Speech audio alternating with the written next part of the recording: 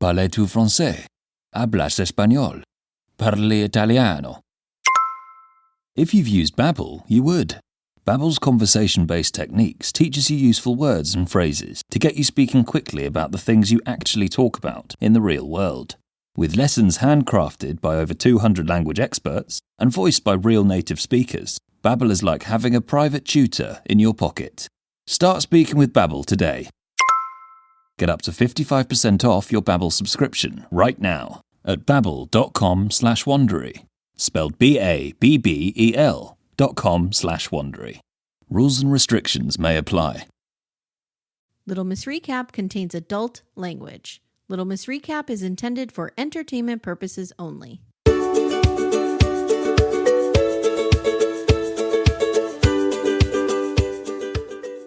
Hi, everyone. Welcome to Little Miss Recap. My name is Amy. And I'm Shabnam. Hi, Shabnam. Hi. Did you forget that you had to say, hi, I'm Shabnam? I remembered this time. I was like, I remember this now. Oh, guys, I'm recording from the beach. So if my sound is a little wonky, I'm in this is a beautiful spot, but it's very echoey. So yeah, I'm doing what I can. But sorry. Well, it looks beautiful from the pictures, and I can hear you just fine. Okay. It's really cute. We're in a little Airbnb, and what's nice about not having to take the girls is I could just get a 2-bedroom for me and my mom. Oh yeah, that's you nice. know what I mean? So like it was a lot cheaper because reasons. But we've had really shitty weather. Oh no. Oh, that's so sad. Today it's not too bad. Yesterday it rained the whole day. Today it's not too bad, but the high is 70. And like you expect it to be like at least 80 at the beach. Yeah, yeah. So chance of rain every day, crappy temperatures. But then next week when we're not here, it's going to be like 85 and sunny every single day and beautiful. That's so annoying. Yeah. That's so annoying. Yeah. It's a weird summer. We've been having that here as well, weird. where it's like overcast in the morning. It feels like winter until like noon or so. It's very strange. I'm a big, like I've talked about, I hate the sun. I'm a big fan of overcast, but like, I don't want to be freezing at the beach either. Cause like, of course we have like 15-mile-an-hour winds. So if it could just be like 73 or 4 and like just overcast, perfect. Yeah, because then you can sit and enjoy and take a little charcuterie out there or whatever your snacks are. No, Shabnam, no, because you never want to attract a seagull. No. That's true. Yeah. I don't eat anywhere near the beach. And if somebody's eating near me, I'm like throwing them the death stare because they're going to attract a seagull and I'm terrified of birds. Oh, no. Yeah. So we are on day, let me see, Saturday, Sunday, Monday. Today's day 4 of the girls' senior week. So far without incident. How's that going? Okay, good. That's good. So we'll see. Do they keep in touch with you, or they're just like, okay, we'll talk to you? Okay, that's good. Yeah. Yeah, they've been keeping in touch with me. It's funny because one of them, when they first got down there, was like, okay, Mom, I'm going to call you every night with our plans because I know you're worried and blah, blah, blah, blah, blah. That lasted one day. Cute. Now it's like me calling them saying, what are you doing tonight? Just let me know. And then I'm trying not to like be too much. You know what I mean? So I'm like, look, just text me when you're like back at your house for the night and everybody's, I don't care what time it is because I'll get up to pee 85 times in the middle of the night. And one of those times I will look at the phone and see it. Right. So they've been doing that. That's nice. Which is good. That's good. Yeah. I'm like, even if it's late, I don't care. And I had to give them the whole safety speech before they came down. And of course, the biggest point was, I don't care how much trouble you're in. Always call me. You know what I mean? Never worry. Like there's nothing, you know, if you're in danger, I want you to call me. Don't worry about getting in trouble is basically my thing. So we'll see. So far, so good. That's good. Yeah. Well, that's exciting for them. And, you know, hopefully they have a great time and no incidents. That'll be like a great sort of step in the direction of growth and freedom and aging. Right. I guess. Yeah. All right. So one of my, like, I have these little weird pockets of subgenres that I like in television. Okay. And one of them is out of control millionaires whose ego is like off the charts. And this guy is the biggest dickbag. I hate Stockton Rush more than anyone. Okay. Yeah. He is awful. Yeah. Yeah. He definitely is. He's a type though, you know, he's not the only one, but I 100% agree. I was going to say, I wonder, since you're tech adjacent. Yes. If you know a lot of Stockton Rushes. Yes. Yeah. Yes, I know a lot of Stockton I could Rushes. imagine. It's funny you say that. So there's a movie we just covered on Chai After Dark called Mountain Head, and it's Oh, about I know it with you Steve Carell. with Steve Carell. I didn't watch it, but I know what it's about. Okay. Yeah, Did you it rail is. against all the millionaires? Yes, we did. Yeah, we railed against all of them, and it's just such a bizarre movie because it's very they think they think in a different way because they don't have the normal constraints of life holding them down. It's very odd and very disturbing. Is there anybody else of note in it? I know Steve Carell's in it. Rami Youssef is in it, and Okay. then I don't remember the other two actors' Okay. names. I've seen them, but I don't They're not like remember their names. hot Skarsgård brothers or anything that we need to know about. No. Okay. Yeah. Was it good? It was interesting. I wouldn't say it was good, but it was yeah. I think it could have been done better, but it was like thought provoking just on like how AI and technology might affect society and billionaires and how selfish they can be, etc. Yeah. Oh, they were billionaires, not millionaires, of course. Oh, they were billionaires. I Yeah. don't even know. Are there millionaires anymore? Or do you go right from like what 100,000er to billionaire? I don't know. Yeah. I don't know. Unclear. Yeah. All right. So let's talk about this out of control egomaniac who like straight up murdered some people. I was like, should I put this on Murder She Watched? Because it's murder, basically. Yeah. This is called Titan, the OceanGate Submersible Disaster. It aired on Netflix just this month, right? 2025, May? Yeah. No, I think June? it just came out the 11th. Yeah. Yeah. It just came out. Okay. So the victims that died on the submersible, and do you remember when this happened? Because I Yes. clearly do. It was so bizarre. And I didn't really understand the gravity of it. I was thinking they're going to find them, right? I was thinking it was more of like a lost at sea thing until I started really reading about it. And then I was like, oh, they're never going to find them.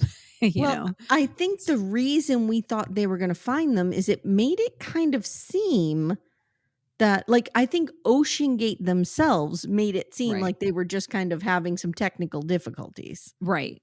Yeah. But they were dead pretty quickly after they lost communications. Yeah. Okay. Stockton Rush, the CEO of OceanGate, I wrote, he's a John Hughes movie villain. That's what he is. Yeah. Hamish Harding, the British aviation billionaire. Yeah. Shahzada Dawood, I think his name is, a Pakistani businessman, and Solomon, his child, who was only 19. Yeah. And then French explorer Paul Henri Nargolet, I think is how they say it, but they call him Mr. Titanic. So they call him PH. Yeah. And they call him Mr. Titanic, and I prefer Mr. Titanic because I think that's badass. Like it. Yeah. Yeah. So the doc opens with the eerie footage of the passengers being loaded into the submersible. They are, I put bloated in. That's not right. They are bolted in. Yeah. Shabnam, I don't know if I could get past that part. I know, me too. Because I just think of all kinds of like false imprisonment scenarios. What if they just don't feel like, or what if the person bolts you in and then they have a heart attack? Thank you. Yes. Yeah. So Stockton is telling them, hey guys, if you hear an alarm, don't worry about it. Nothing can happen that needs an immediate response.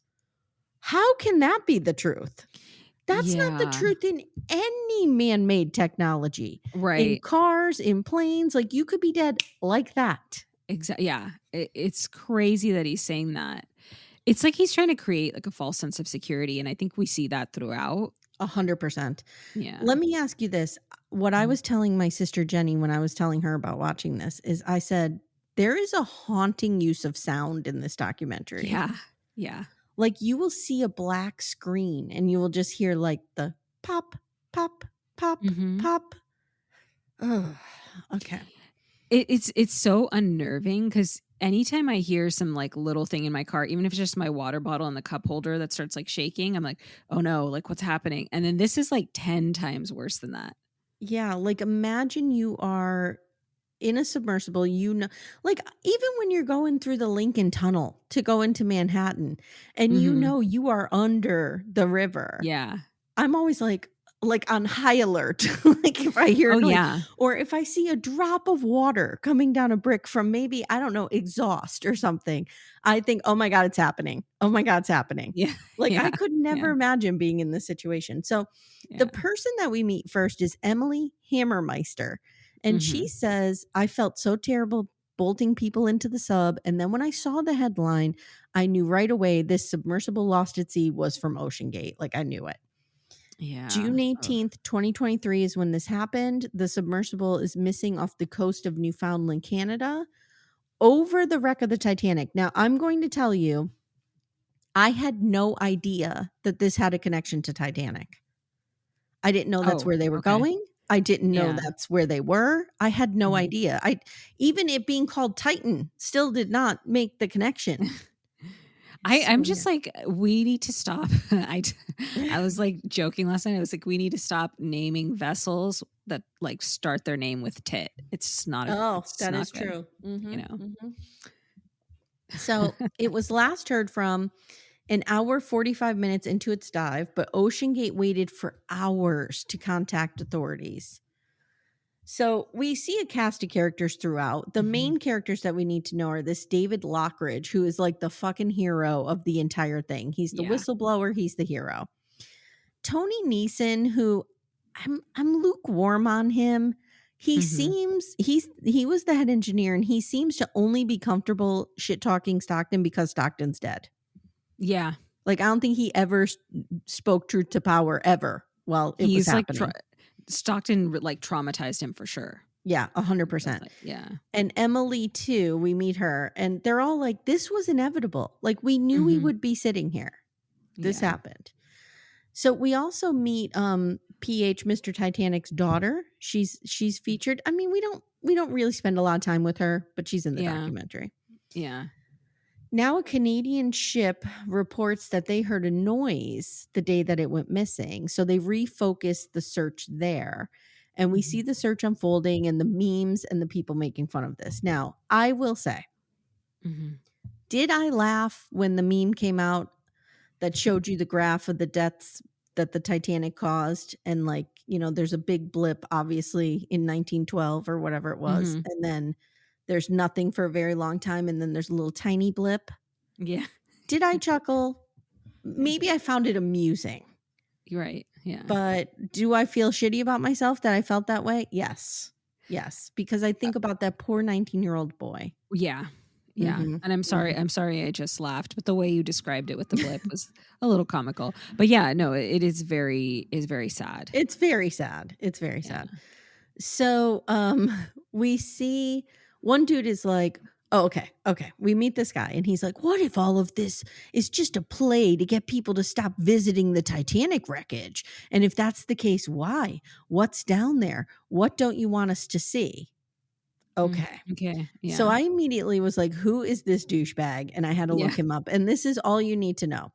Stuart Peters, born April 1st, April Fool's Day, 1980, is an That's American alt-right internet personality. He is known for promoting COVID-19 misinformation and conspiracy theories, his homophobia, transphobia, his oh, anti-Semitic white supremacist beliefs, geez. and he's a Holocaust denier. So there you go. Okay. Yeah. That's that douchebag. Okay. That aligns. Yeah. I can So see it. Yeah. let's never give that guy an Yeah. ounce of our attention ever again. Yeah. 4 days into the search, the submersible is found. It's all ripped apart. In St. Mhm. John's, Newfoundland, which looked beautiful, Mhm. we see the submersible pulled up and it's pretty bad. So, because of this, they convene a Marine Board investigation by the Coast Guard. It's convened by the Coast Guard. And it's led by Captain Jason Neubauer. And Neubauer Mhm. says the first thing we wanted to do is figure out where this sub was flagged. Like, who has jurisdiction? Shabnam, were you kind of intrigued by all the legal Yeah. mechanisms in this, like that he tried Yeah. to do to avoid any kind of regulation? Yeah. It's really interesting. And I have a whole thing about jurisdiction that I can talk to you guys about at the end. Okay. Yeah. So, this is an American made sub that was launched from a Canadian ship into international waters. Yeah. So Neubauer believes that the fact that the sub was not flagged was done intentionally to avoid regulation. I think so So too. now we go back in time and we meet Stockton Rush. Tell me you are a rich white guy without telling me you're a rich white guy. Like, your name is Stockton Rush. Yeah. Okay. He is the OceanGate founder and CEO, and he's giving us a tour of a submersible that he built. You literally control it with the PlayStation controller. Yes. That's what a lot of people remember about this, because I even said to Timmy, do you remember the submersible? Because we watched it together. Yeah. Do you remember this happening? He's like, I just remember that they controlled it with the PlayStation remote and how weird that was. Yeah, because it's kind of like gamifying it, but it's kind of dangerous, right? Which is like another whole way I feel like Stockton just wanted to underplay the seriousness of it all. Yeah.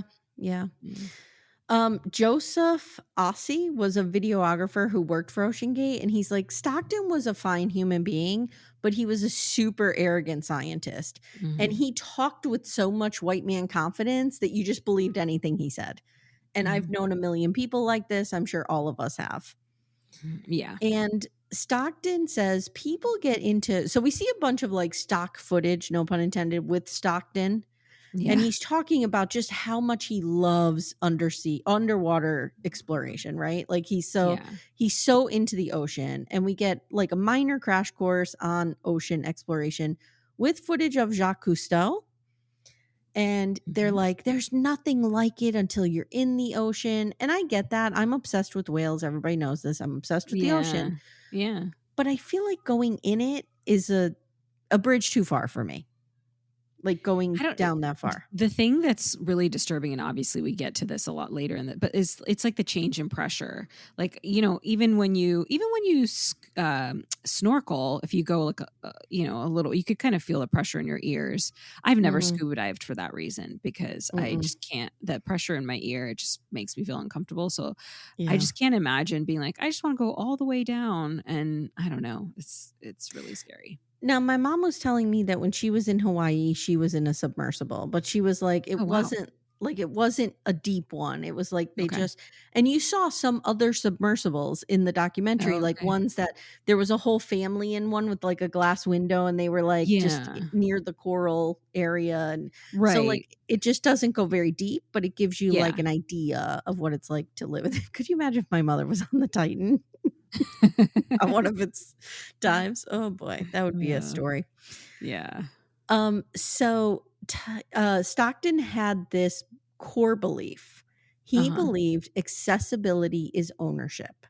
If there's a small island in the middle of the ocean and you get to it, it doesn't matter who owns it. You have it. Okay. Shabnam, as a lawyer, is there any legal ground for that? No, but I mean, they do say like possession is 9/10 of the law, like colloquially. So I sort of get what he's getting at in a sense, but no, that's not legally. That doesn't hold legal muster. No. It's like we had, and I've talked about this before, we had a family that squatted on some land by us. And they were there for decades. It took them like generations to get them off because they had squatters' rights or something. Yeah, in a lot of states, after like 7 years, you have squatters' rights. Yeah, it was crazy. Yeah. So Stockton was happy like just doing some small shit around Puget Sound, like just kind of exploring there. But then he gets an idea in 2015. He's like, I'm going to go the Titanic. The Titanic is what's else. And I have a note here to talk about my obsession. Anyone who knows my sister and me, we are obsessed with the movie Titanic. Yeah. If you haven't heard it already, you need to go over to, is it Gen X This Is Why? Or I think I put it on our Patreon as one of those Gen X rewind drops of Jenny and I covering that movie. We knew every word. We are obsessed with it. And when we were talking about the submersible documentary, we both kind of ended with, you're going to go watch Titanic again right now, right? Yeah. Oh, that's we're so going to go cute. watch it again. Aww. We are obsessed with it. We saw it like 5 times in the theater. Yeah. And I know it's not a great movie, but I love it. It's just such a great love story. It is. And like, I'm Yeah. just so obsessed with the ship and the crashing of it. And Yeah. loved it so much. And Stockton calls people who are obsessed with the Titanic Titaniacs. And Yeah. that's going to be my new nickname for myself. I'm a Titaniac. I love it. Little Miss Recap will return in a moment. For ad-free episodes, visit littlemissrecap.com/support. Hi friends, this is Amy Archer, and I'm here today to tell you about my new podcast, Murder, She Watched. If you're a lady of a certain age like me and you love solving a good murder from your couch, then I urge you to check out Murder, She Watched. If you've loved the true crime documentaries you've heard on Little Miss Recap, you will love Murder, She Watched. Essentially, we're just moving all of our true crime stuff over there. So I urge you to check it out. It's available anywhere you get your podcasts. Subscribe to the free feed. Give us a listen. There's 3 or 4 documentaries already over there. Again, the name of the show is Murder, She Watched, and I hope to see you there. Amanda. Amy. For our sponsor, Lumi Gummies today, I have an idea. I think we should do a rapid fire bonus round. Which 90-day celebrity stars need a Lumi Gummy or have taken a Lumi Gummy maybe? Okay. Madeline. Oh, I have her on my list too. Manon. Manon could really use indica. Yeah, to calm her the fuck down. Calm down a little bit. I think Jenny could use a sativa to maybe up the energy a little bit because there's none there. Funny you mentioned Jenny. I have Sumit's aunt can use one to definitely chill out a little bit. She definitely could use one. This is a wild card. Florian could use one. I don't know what I don't know what variety. Yeah, but maybe I feel he needs a hybrid. I feel like Florian on a gummy would be good. Yeah. I also have Dylan's mom from Dylan and Patia. Yeah. And I have Luke's dad of Luke and Madeline. Yeah. Mm-hmm. Yes. Yeah. And we can use Lumi Gummies as well. Yes. Yes. All the time. Consistent, mellow, and super delicious, Lumi Gummies are specifically designed to make you feel good, not stoned. Whether you're looking for an end-of-the-day de-stressor, a midday mood boost, or help getting the best sleep ever, Lumi Gummies has a strain that's right for you. So, Amanda, our flavor that we like a lot in this home is the sour strawberry cookie hybrid. Ooh, is it particularly sour? It's not super sour because I don't like sour things. Yeah, I don't either. But I just find that it's the perfect blend of up and down. It's right in the middle. Nice. But you feel good. I really like it. I'm a hybrid girly myself, and I'm going to go with the watermelon sorbet because I do enjoy watermelon, and it's just a nice, cool, chill evening of watching TV. You know what I need to do? I need to take one before Sister Wives comes out. Before I meet my arch nemesis in the ring. Yes. I think it would help you a great deal. I think it would help Cody Brown a great deal. Oh, absolutely. Absolutely. Yeah. Guys, Lumi Gummies are available nationwide. Go to lumigummies.com. That's LUMI gummies.com. Use code Little Miss Recap for 30% off your order. That is Lumi Gummies, LUMI gummies.com. Code Little Miss Recap. Lumis.com. Code Little Miss Recap. It's 30%. And the link is in the show notes if you guys need it. So we meet Rob McCallum. He's kind of like the expert on submersibles, and he's run expeditions to Titanic before. We never hear much more about that. That confused me. So has somebody done this really successfully? And what made Stockton's idea so wild then, if this has been done before? I was confused there. I wish we delved into it more. Well, I think that Stockton used, I think it was like carbon fibers, which hadn't been used before, right? Which is weird when you think about it, because the way they described it in the documentary is that it's fibers. And so you think if it's actually little fibers, wouldn't water get through it? And I don't know, maybe that makes it more challenging to build. It seemed like he just wanted to do something very hard that no one's ever done before. And yeah, I think part of the thing was the cost. So one of the reasons that he wanted to do the hull in carbon fiber was because then I guess these people who do this, one of their major costs is the top side they call it topside support. So getting the ship to take it, getting the crane to crane it off the ship, all of that equipment rental, I guess is a lot of money. So carbon fiber is much lighter. So like you wouldn't need the kind of machinery that you need. Which my answer to that is you're fucking billionaire. Yeah. Buy a ship, buy a crane. That way you don't have to keep renting them. I know. I guess there's know. cheap billionaires out there. Yeah. That's probably why they're billionaires. I'm not. I guess. So they plan to go in 2017 and the tickets are about $110,000. What they did is they made them equal to a first class ticket on the Titanic. In today's interesting. Money. But I was reading that someone paid even up to $250K. Did you read that? Yeah. So I wasn't sure where the number in the documentary came from. Was it the dude with his dad? Because there were two of them? Oh. They would have paid $250K. That could be. You might be right. Maybe that's what. Because if that kid's 19, he is not paying his own ticket. I guarantee it. Oh, take it from a mother of 18-year-olds. They don't pay for anything. Yeah. So Stockton puts together a team, and David Lockridge seems to be the most qualified pilot that you could find. Like he actually had experience in this. He was military. A lot of these people were military. Yeah. Bonnie Carl was an accountant and a CPA who loved diving. So she's like, hey, when they opened up a job for a bookkeeper, I was there. Yeah. So basically on the first team that Stockton is assembling, pretty much everyone is really qualified. Yeah. Plus they work with the University of Washington Applied Physics Lab, which gives them another level of credibility. But Stockton wants to do things, and we talked about this, bigger and better and different. So he's going to use the carbon fiber hull. Yeah. It's unheard of. It's the first time ever. Lockridge says, originally the vehicle was supposed to be classed. So they're connected to a really prestigious university. Plus, Stockton is assuring them that it will be classed, which basically means certified and inspected by an independent agency. So like you can kind of see why these people joined up. Right? Yeah. He's doing this really revolutionary thing. He's going to be taking people to the Titanic. Plus, the University of Washington's involved. Yeah. Plus, it's going to be classed. Like, so it feels legit. Yeah, he's selling them on safety nets being in place. Exactly. Yeah. So we see these hearings interspersed through the footage of OceanGate building Titan. And while Tony Neeson is testifying, his little heart rate monitor on his watch keeps going off. Yeah. And he's basically like, oh my God, I'm sorry. My heart rate is just working overtime or something like that. Yeah. It was pretty good. Yeah.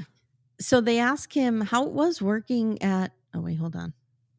Oh, never mind. Okay. I'm on Verdict Watch. So if a Karen Reed verdict comes in, I'm going to hope that one of my friends texts me. Okay. Okay. Yeah.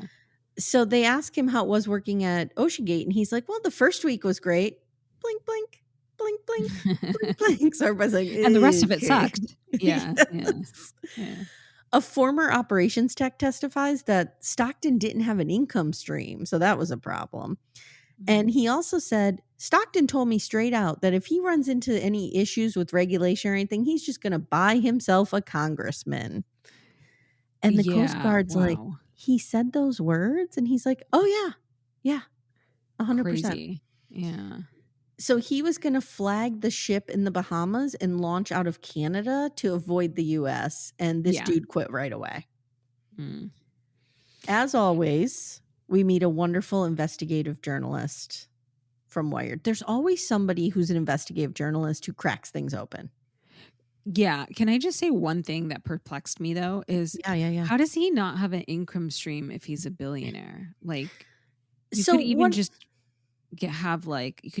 have money from your like interest from your bank account. That's what I think. I think that these people try to form these companies and not have to put their own money into it. Do you know what I mean? Like, yeah. So I think that's what he means, like no additional income stream coming in. And he was probably bleeding his own money.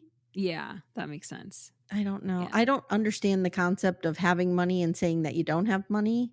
That is money. Isn't money? Yeah. Isn't that? Can't we just move that money to this pile? You mean you don't feel like can't we just shovel it? Yeah, you don't feel like selling an asset today. How sad. Right. You know? Right. Yeah.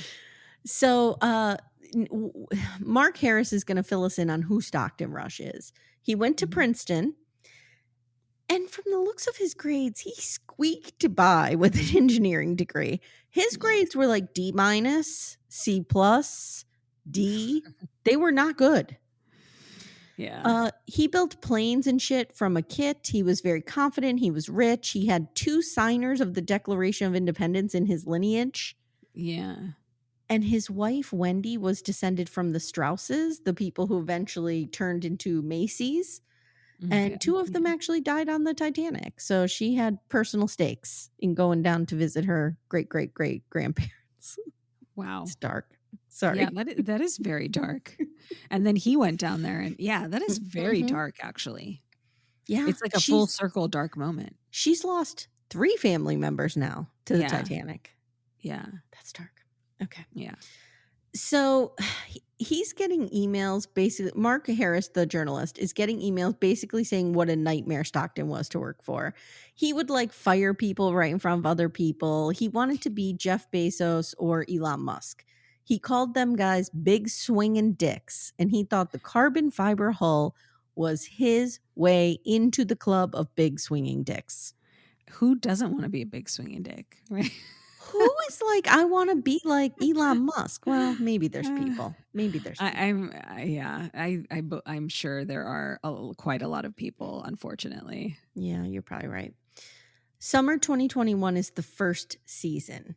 So there's each time that Titan can launch is called a season. So there's 3 seasons that it completes before it doesn't complete the 3rd season. Okay. Summer 2021 was the first season. Bill Price was a passenger, and this is where we learned that Stockton did this thing where he called everyone mission specialists. Oh, yeah. I wrote missile specialists. It's mission specialists. And this was to get around regulations of them being paid passengers. Mm-hmm. He was like, guess what? You're crew now. Yeah. And he didn't give them like jobs of like, take some pictures for our website. He was letting them do the bolting in and stuff like that. It's crazy. It's no, thank you. Crazy. Yeah. No, thank you. Yeah. There's a wild waiver that basically says you could absolutely die here and we are not responsible in any way. Yeah. Apparently like multiple times. Mm-hmm. PH, Mr. Titanic, also lent credibility to this just because of who he was. Right. He was super well respected. So we get footage of them going to the Titanic, and it is really cool. Go ahead. I'm sorry. I didn't mean to cut you. Yeah, I was going to say, I think it's almost like a pyramid scheme of like confidence, because he gathered these people that were somewhat well known in this industry and qualified, and he sold them on having checks and balances, and then he like slowly took them away. But because they were on board, it gave other people confidence to want to go in the submersible. So it's just very, very horrible, very manipulative. Yeah. And it just goes to show you, and I think this is a symptom of a larger problem in this country, is we just trust people if they have money. Like, we're just like, okay, we'll just follow you. We'll trust. Like, there's this worship of money in this country. And I'm sure it's global in some ways, but it drives me crazy. Yeah. I think there's like a feeling that if someone has accumulated wealth, they like did something great, and maybe even they're a good person. And I think neither of those things are true. Well, neither of those things are always true. Right? Sometimes they're absolutely true. Right. But I mean, there's a lot of billionaires who are not good people. Just like there's a lot of poor people who are really, really good people. It's like money doesn't equal morality or character. No, not at all. But we have a hard time separating that. In this country. Yeah. Mm-hmm. Yeah. So McCollum says it was fine that, he went once or twice, because they kind of ask, McCollum is the expert, and they kind of ask him like, well, he did go to the Titanic and like it went well. And I have to tell you, when they showed that footage, I was in awe. I was like, oh my God, there she is. There's my baby girl, the Titanic. Yeah. A lot of the old footage was so wonderful. It was really well done. Love it. Yeah. So McCollum says, look, of course he went once or twice or even 10 times. It's fine, but it was going to fail. It was only a matter of when. So 2012, 5 years before the first Titanic dive, we see them testing the carbon fiber hull. So this gets really scientific. But basically, here's what I have. Carbon fiber is very strong. It's string made from carbon and it's coated in glue or resin to hold it together. It's much tighter. It's much lighter. It's much cheaper. He talks about how less expensive, less machinery. Yeah. But carbon fiber is not as tested and well understood as titanium or steel. These fibers can snap, and when they do, it creates a popping sound. So what Tony Neeson did is he put a bunch of acoustic sensors, like little microphones, all in this carbon hull to record when it was having problems. But the problem is, Stockton Rush didn't like that. He just wanted maybe one little microphone in there. And Tony's like, no, dude, we're putting a bunch in.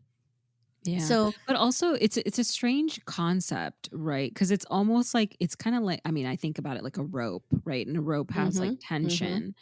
So like a rope, like some of the fibers can break, or it can kind of like make sounds like it's breaking without breaking. But then I think you're going to get to it, but it's like a little unpredictable. It's like, when will it break?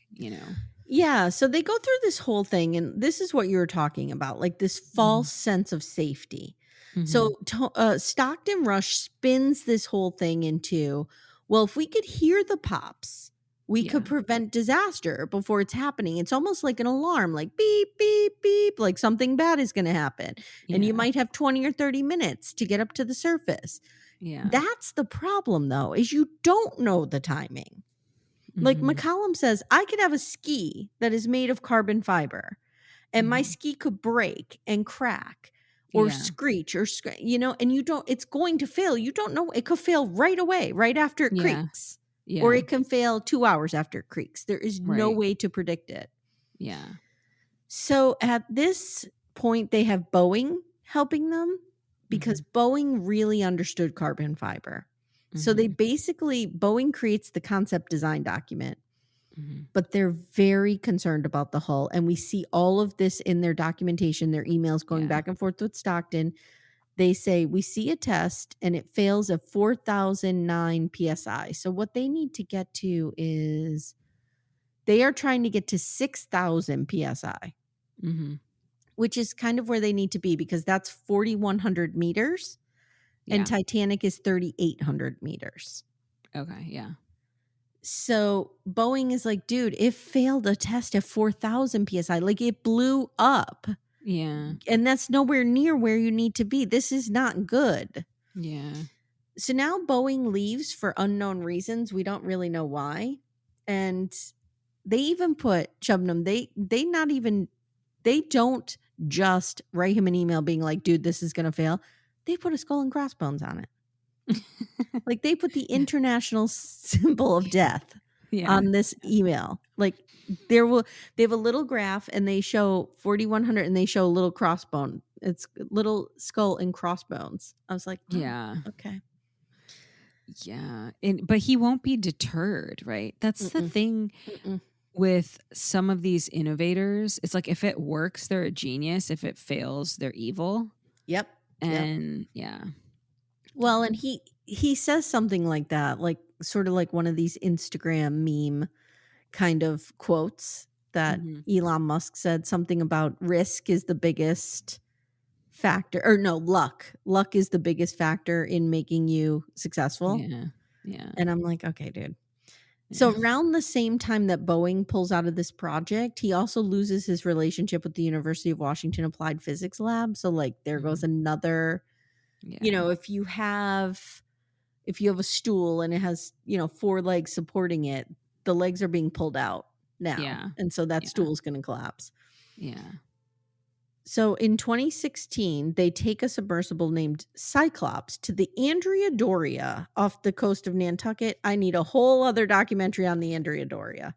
I was really interested in it because they say it's considered the Mount Everest of diving but it doesn't make much sense because it is not deeper. So the Andrea Doria lies at 250 feet, which is 76 meters, but the Titanic is at 12,000 feet.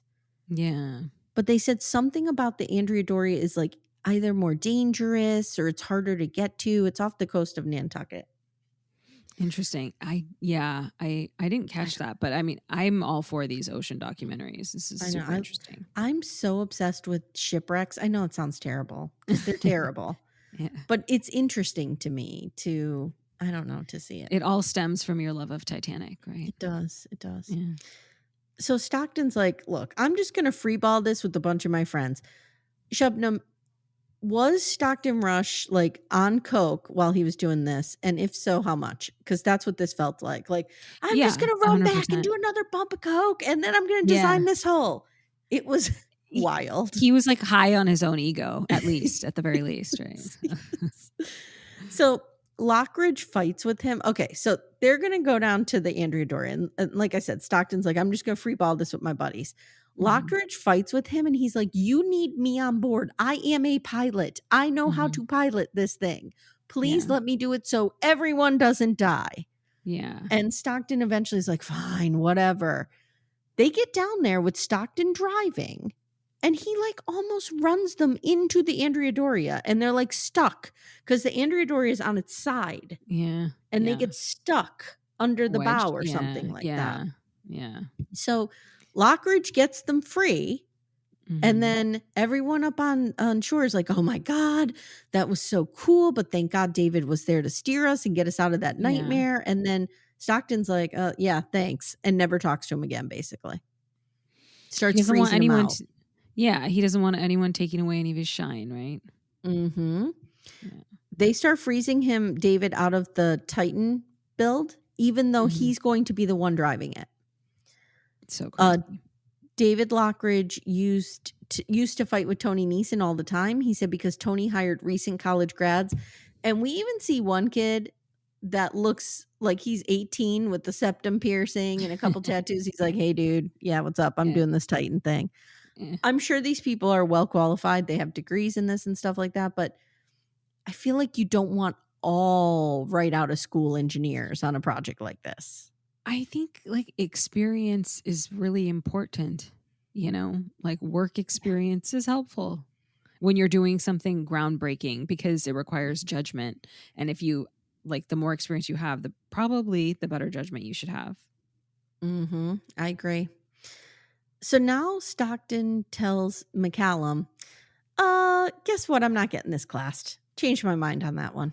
And McCallum leaves. He's like, I'm not getting involved with this. Yeah. Now Stockton tells Lockridge, if you're too scared to drive this, why don't you go out and do a full inspection, Fancy Nancy, and tell me what you think is wrong with this. So Stockton's like, okay. Or Lockridge is like, okay, I'll do that. Yeah. He goes out. He presents like this really detailed report. He puts it in an email. He's like, here's what we need to fix, XYZ, or we're all going to die, skull and crossbones, whatever. They take him out to lunch and they basically fire him. And so Stockton, there's an audio of it. And Stockton tells him, like, I'm doing weird shit here, dude. If you don't like it, I don't know what to tell you. This is how it's going to be. And this is where he called it a religion, right? Like, I can't. Yeah. I'm not going to force people into my religion or something. Yeah. I'm like, okay. Yep. You're taking this very seriously. I think it's Lockridge who later says it did become like a cult. Might be McCallum who said it. Yeah. So Stockton now says, hey, guess what, Bonnie, CPA over there, you're going to be the new pilot of this thing. And she's like, no, I'm not. And she quits. So everybody's quitting because he is drunk on power and he's trying to make anybody who is there, a warm body, drive this submersible.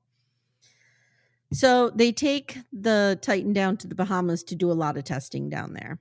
And on the first deep dive, test number 39, they promote Emily Hammermeister, who we saw at the beginning. They promote her to some kind of engineering position. And no, I think, you know what? Actually, no. They made her project manager to get this launched. And they are acoustic monitoring this thing, and it sounds like a bowl of Rice Krispies. Yeah. It's so creepy. It's so creepy. Oh gosh. Okay, so this little clip here told me everything I needed to know about Stockton Rush.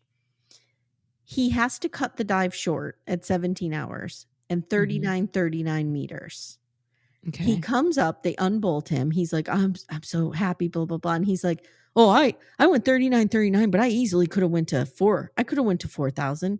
Absolutely. And anyone who doesn't call 39 to be 4 is an asshole.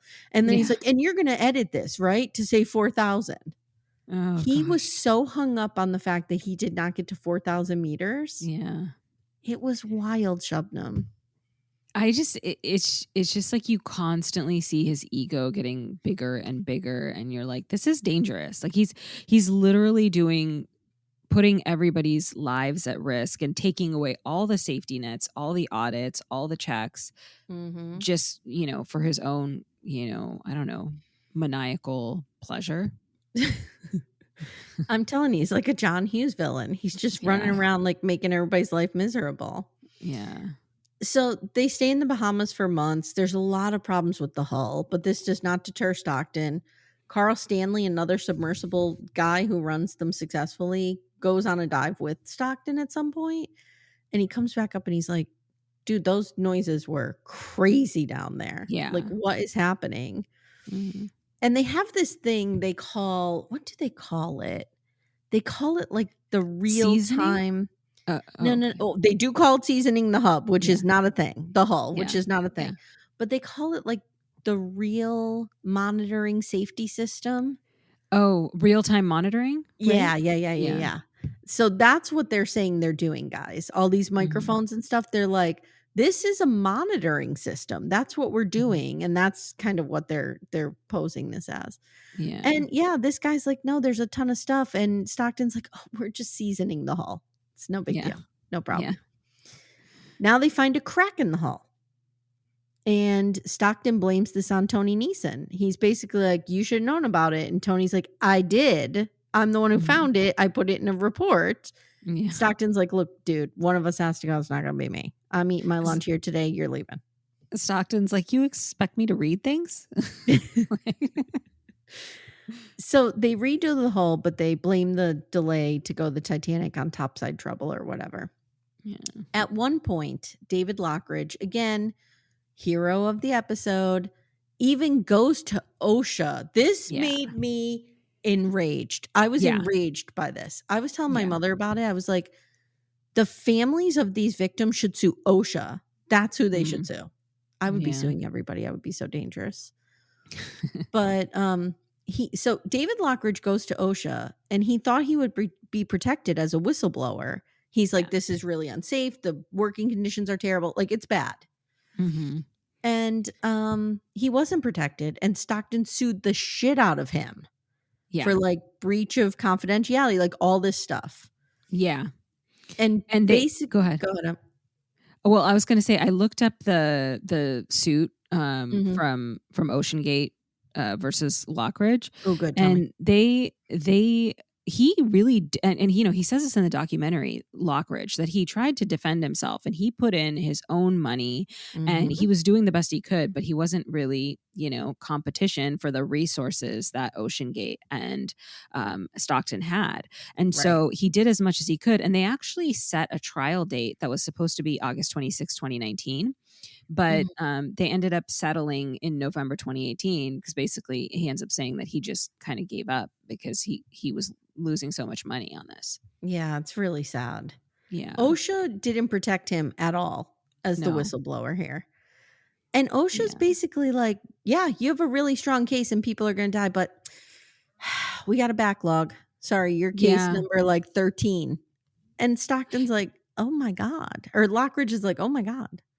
Yeah, but then like I'm wondering like whose fault is that if we dig deeper, because like the funding has to come from somewhere. If they have like backlogs for these serious cases, someone needs to be dealing with that. And I don't know enough about OSHA to figure out who that is, but yeah.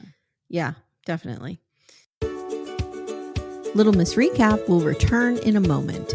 For ad-free episodes, visit littlemissrecap.com/support.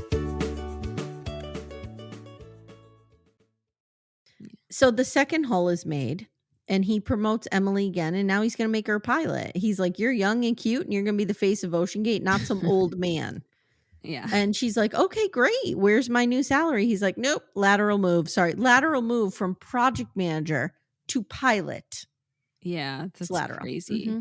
And also that's a very cult thing too, to like find to like have like a ugly old man be the lead of it, but he uses like the face of like a young cute girl.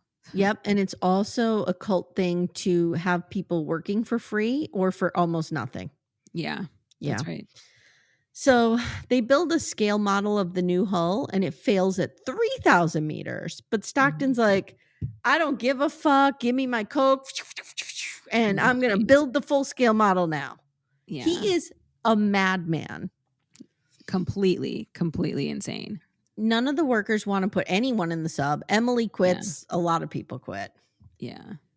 Now, OceanGate in the summer of 2022, which is the second season, they invite a reporter on the submersible. Mm-hmm. And the reporter's name is David Pogue. He's from like CBS This Morning. Like, what did this guy do to anybody to deserve to be put in this kind of danger? He's like, I was reporting on like Nana Smith's 100th birthday, and now you're putting me in a submersible 5,000 feet underground. Yeah. And I feel really bad for him because he didn't even get a chance to really choose. He was doing his job and this was part of his job. So it's even worse than, So he explains that they would do 5 expeditions a summer, and each one is 9 days long with 5 attempts to go to the Titanic. So that's 25 times each summer that the Titan could have gone to the Titanic, but they had only been down there 9 times total over 2 summers. So Pogue said, you know, there was really an insane safety culture here. Like if one thing went wrong, they just pulled you right back up to the top. And I felt good about that. Yeah. I feel like that's kind of a red herring. Like maybe he was doing that because there's no other safety check. So he's like, oh, this is going to like, I have no idea to know like when this is going to blow up. So I might as well just bring it up. Well, and I understand what David Pogue is saying. Like if there's the tiniest of problems, they're going to pull us up. But then don't you question why there's problems all the time? Yeah.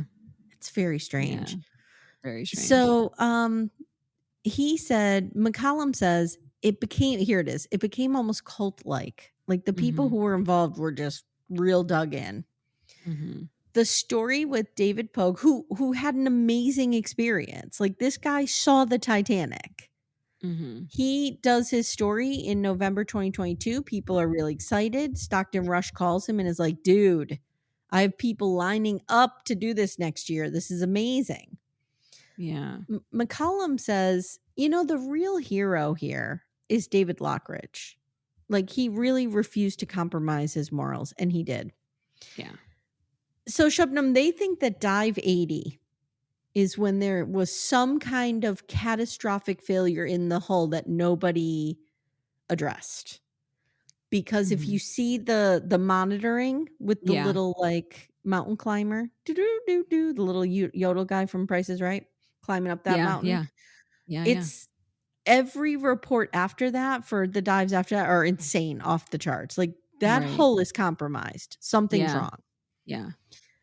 And it's pretty much shown that it never recovers from what happened that day. The engineers are like, dude, let's take it back to Washington, get it in the lab and fix it. And Stockton's like, nope, I'm just going to leave it outside all winter because I'm not going to pay to move it back. It's insane. Also, what's so diabolical to me is he knows all this and he decided to get into it. You know, that's what's wild too. It's very, it's just, he's kind of like a madman. Yeah, he is. Absolutely. Yeah. So the next dive is its last. Spring 2023, final season. We see this YouTube influencer on board. His name is Scuba Jake. He has 14 million subscribers. He's a big deal. Who would have thought 14 million people would be following a scuba diver? I would never thought. Yeah. His name is Jake Kohler. He's like a young guy. He reached out to them to ask to go on this. They invite him on, but because of issues like he never gets to go down. So he was in there, he was ready, but like they had to keep pulling him up and stuff. And the weather was really bad. They're trying to do this like in early spring in Canada. Yeah. So the final dive. Yeah. They try 4 of these and they're all called off. So that means on the last dive, this happened. They go down an hour and a half later, communication and tracking suddenly stops. 16 minutes later, a sound is heard almost 900 miles away underwater. And another Canadian ship picked it up, and it's wild. It's like a little, it reminded me of like your soup boiling, just a little bubble of a like soup. like a little low rumble, and then it's gone. Yeah. The reporter, Mark Harris, said a lot of people came forward after Stockton had died because he was a nightmare and told us all the terrible things that he did. Tony Neeson says, in the end, it wasn't engineering or Stockton or whatever that killed. It was culture that killed these people. And I think what he means is the culture around Stockton that made people afraid to question him and speak truth to power. Yeah. Including you, dude. Including you, Tony Neeson. Right. Yeah. But then you see Lockridge tried and he still didn't get anywhere. Nope. You know? And Tony Neeson did at some point walk away, but he had to get fired to walk away.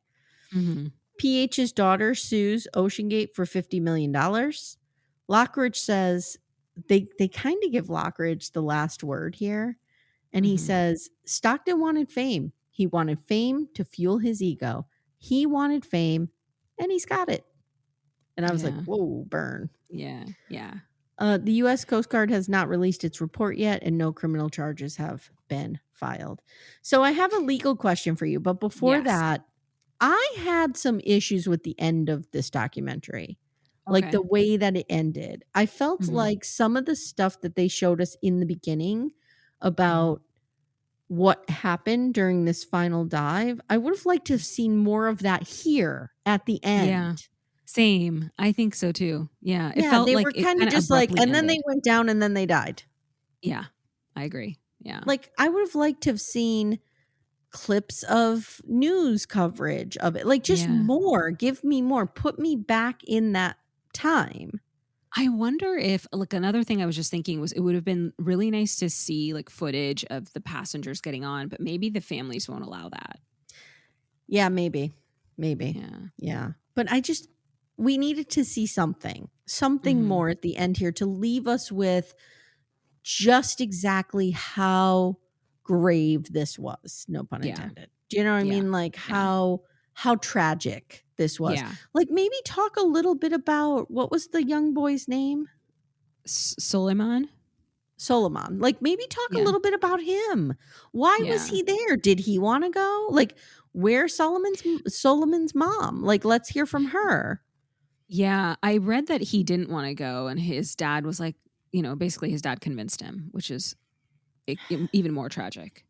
Like that's the tragedy here. And they do show us like their ages at the end. There's a little flash of their ages, but like I feel like we didn't get to know these people at all. Yeah. I don't know who they are. Yeah. It's I feel like it's because of this, like maybe there's some like legal stuff going on in the background potentially. Okay. But yeah, I looked at the waiver. So I saw your legal question, which is that. So my question was basically like, are there ongoing charges here, lawsuits from the family? Does a family have the ability or the right to sue, like even though they signed those waivers?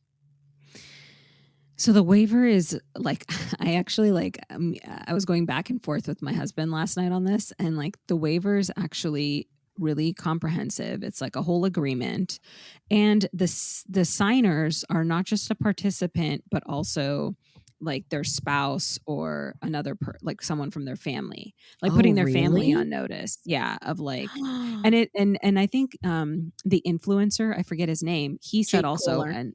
Yeah, Jake Kohler. He said in the documentary, but you could see in the waiver and release as well that they mention like the possibility of death and that it's an experiment and that you release all liability over and over and over again in the document. So it's they're hard covered. to. Yeah, it's hard to argue that you didn't know. It makes you wonder, like, why would one agree to that? But then also, and then also, like, a court would assume that these are sophisticated people, that like that if you were, first of all, they obviously have access to resources, right? So they should have been able to like show it to a lawyer and get opinions and research things if they wanted to. So the assumption is that they were satisfied and they took on the risk. And so it would be pretty hard to challenge, I think, at this point. Like I was thinking through, I'm like, well, what if they did ask for information from OceanGate on like testing or something, and then OceanGate gave them fraudulent test results and then they signed it. There could be some version of the facts where they could challenge it, but I think it would be pretty difficult to challenge. Wow. So you don't think that PH's daughter's going to be able to win this $50 million lawsuit? Well, so he was an employee also, right? Or was he like so if he was maybe so I think it cuts both ways, because if he was forced to do it because of his employment, like if it wasn't voluntary on his part, I think that's cuts in her favor. But he was also probably more privy to more information about the issues with it. And so if he wasn't forced to do it and he did it knowing those issues, that kind of cuts against her. That's a good question. Was PH an employee? He must have been. Yeah, or maybe he was some kind of independent contractor. But even so, he's very sophisticated because he's been in this industry for a long time, and it seems that he had access to some information, and you could have had conversations with people and all. It makes me think, like, I think part of the allure to going on this at this price point is that you could be the first, right? I think that's like alluring to people, right? But if you care, like, I don't know, it's like maybe that will cloud your judgment as to whether or not it's actually safe, right? Like it's saying the waiver says it's experimental, there's all these chances, but then if you also read that as, well, I could be the first, it's like, I mean, I think that's where the choice comes in. Like if you sign it, then you are essentially potentially assuming the risk. Okay, gotcha. Jesus, it just feels my instinct was that they were covered with that ironclad waiver, but it just feels like you just want justice for these families that. And I feel like if Stockton hadn't died, I think there would be more in the form of charging him, suing him, that kind of thing. I agree. And I feel like then the public would feel like there's more justice occurring. But because he died, I feel like we don't have the opportunity for that. And that's maybe where more of that justice would have come from. Yeah, that's a really good point. Yeah. Because he's dead. Like, what are we going to do? Yeah. And then, like you were talking about, there's a huge jurisdiction issue here, right? So like, where can we even go to court, right? That's a huge wrinkle, because basically for this sub, the proper jurisdiction for claims isn't super cut and dry, due to like the international nature of the voyage and the vessel's location in international waters. So definitely you could say that international maritime law applies. And there's a kind of, you can recover under that. They have this law basically for fishermen and sailors, where their dependents can recover half of what they'd earn in a year. So this also, but there's kind of limits to that, because I'm sure it wasn't, thought to be for like billionaires that maybe, I don't know how much he makes a year, like $100 million or something. So that's a challenge. But then, they also registered in the Bahamas. They registered the vessel in the Bahamas, but then they took off from Canada.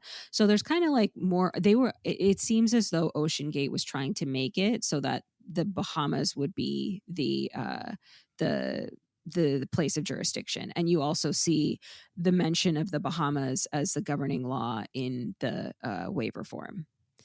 So okay.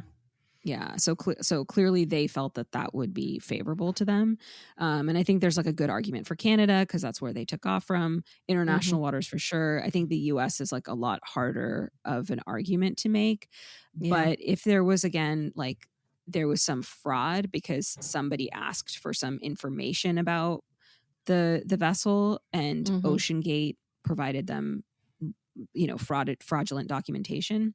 Then I think there's like a way to maybe argue that the Washington and the U.S. would be jurisdiction. So that's a good question. Like, I wonder if it comes down to, yes, I'm signing this waiver away that, I'm going to send my kid to the trampoline park and hope that they don't get hurt, right? But understand that they can get hurt. It's a trampoline park and I'm going to sign the waiver, which I've done many times.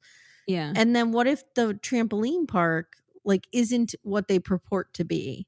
Do you know what I mean? Like, right. We're not really a trampoline park because we also have this like zip line in here that your kid could do and blah, blah, blah. Like these people are signing away thinking it's not probably not explicitly said, but thinking the implication is that this is a reputable company who has built this with a team of engineers and it's, you know what I mean? It's tested. It's blah, blah, blah.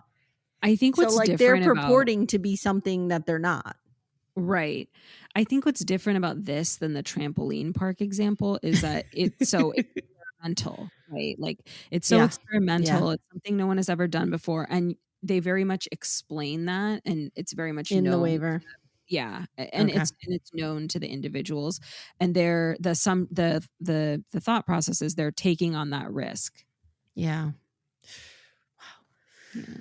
All right. Well, some summers it felt like I was signing my kids up for a submersible when I was sending them to that crazy trampoline park. All right, Shabnam, thank you for doing this with me. Yeah, I appreciate it. It was fun. Yeah, it was fun. It was enraging. If you guys want to, just become angry at a out of control billionaire, have at it. Watch it. Now there is another documentary because this is the thing we do now. We do competing docs, right? Yeah, it's on. I think there's on Max, right? I think so, or Hulu, one of those two. Okay. I'll be interested to watch it to see what they talk about versus here because, like I said, they did not stick the landing here. Very, apropos of the source material, they did not. Did I use that properly? Like the source material, they did not stick the landing here of the submersible. Yeah. Yeah. We needed more at the end. I totally agree. I don't know. I just wanted to know like kind of who these people were. You know what I mean? Like start the doc off maybe that way. Like start the doc off with what was the one guy's name? Hamish? Like, who is he? Why is he doing this? We know nothing about him.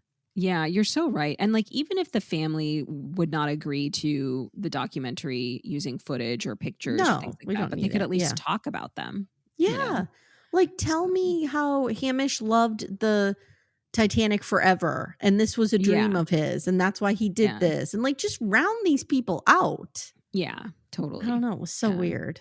It was. And I think the lack of that feeds into this narrative that they were just a bunch of out of touch billionaires in that sub. Yeah. And there was a 19-year-old kid in there. That's not all they were. You know what I mean? Yeah. All right, my friend. What are you doing over there on Chai After Dark? So we have been, like I said, we talked about Mountainhead, and there's a series on Netflix called Bad Boy Billionaires India. Speaking of billionaires. So we've been doing that. But next week we are starting a rewatch of Severance. So I'm excited about that. Fun. Yeah. I love Next Severance. Tuesday. Yeah, we'll drop that. So I was not a Severance watcher until season 2 came out. Like we watched maybe one episode of season 1 and didn't like it. And somebody was like, you have to give it more time. So we did. And I was glad we did.